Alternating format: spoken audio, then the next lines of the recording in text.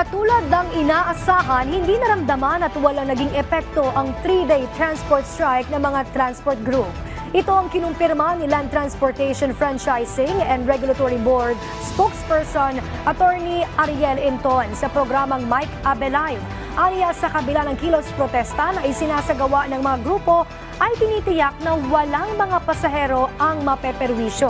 Ito'y sa tulong na rin ng mga libreng sakay na umaagapay mula sa iba pang ahensya ng pamahalaan, katuwang ang local government units. Ayon pa kay Inton, maliban sa dahilan na ayaw sa modernization program ng mga nagpoprotestang grupo, idinadahilan rin ng mga ito ang peking data ng LTFRB at sinasabing 43% lang ang consolidated at hindi 86%. Bagay na mariing pinabulaanan ng ahensya.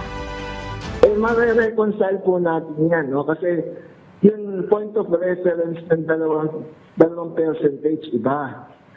When you say 86%, yan ay 86% of the number of units with franchise na nag-loob o nag-apply sa consolidation. So wala naman sinabi ang ahensya na 86% was completed. No.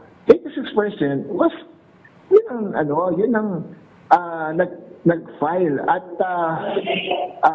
yung pending nun, no, ay 43 at 43 naman tapos na approve na.